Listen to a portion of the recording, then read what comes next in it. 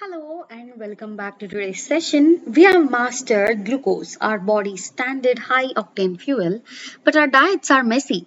We consume a mix of alternative sugars, galactose and fructose, sometimes non nutritional molecules like alcohol too. Today we are tracking these special fuels. The key insight is that they're all processed by the liver to either enter the glucose pathway or be neutralized. So let's get started.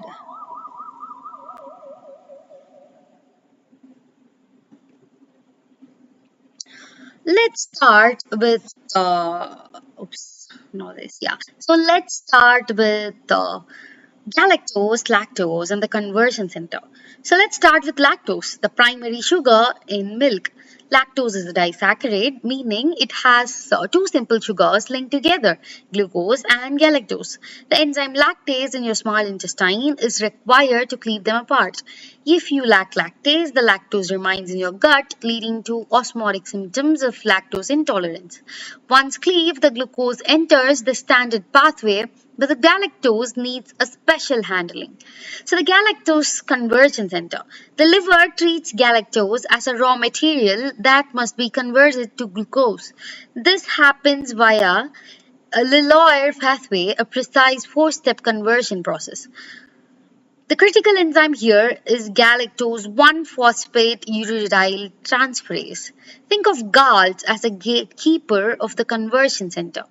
It ensures galactose is properly incorporated and processed into glucose 6-phosphate, where it can finally enter glycolysis or stored as glycogen. So, if you have a genetic defect of GALT, you develop classic galactosemia. Galactose and its toxic metabolites accumulate, leading to severe issues like liver failure, cataracts, and intellectual disability. Unlike lactose intolerance, a digestive issue, galactosemia is a life threatening metabolic emergency.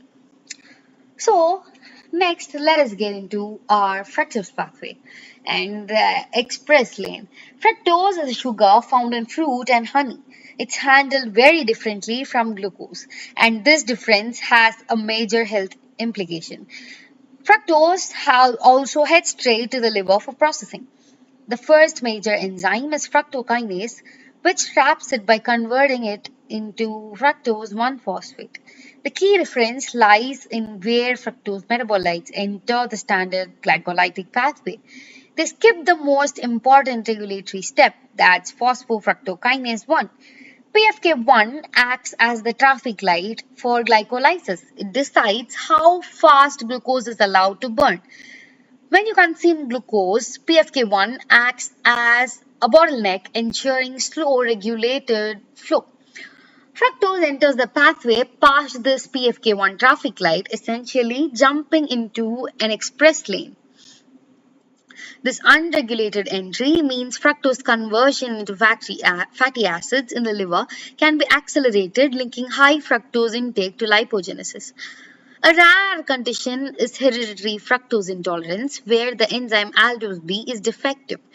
Since the patient cannot process fructose 1-phosphate, it accumulates, trapping phosphate and ATP in the liver cell, leading to severe hypoglycemia and liver damage.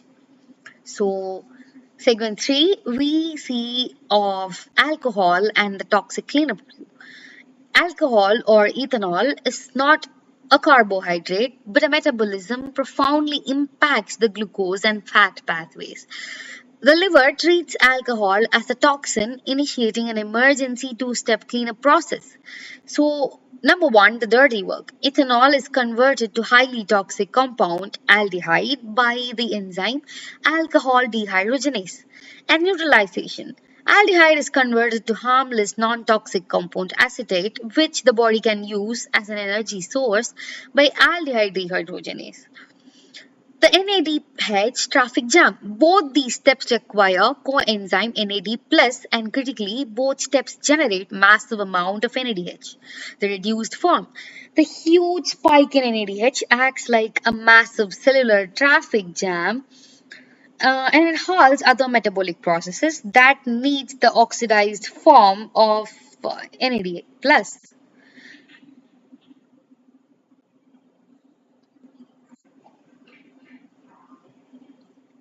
This high NADH level forces the pyruvate molecule, the end product of glycolysis, to be converted into lactate. This prevents the pyruvate to make new glucose via gluconeogenesis. This is why acute alcohol intoxication can precipitate hypoglycemia. The liver is temporarily blocked from making glucose to defend blood sugar. Drugs like disulfiram and abuse work by specifically inhibiting aldehyde dehydrogenase. This causes a rapid buildup of toxic aldehyde, leading to severe nausea, flushing, and vomiting, an effective deterrent against drinking. So, whether it's galactose via precise Lilloir pathway, fructose through the unregulated express lane, or ethanol through the NADPH or NADH generating cleanup queue, each molecule demands a specific metabolic response primarily orchestrated by the liver. Next time, we'll dive into gluconeogenesis, the critical pathway the liver uses to make brand new glucose when all these energy sources run dry.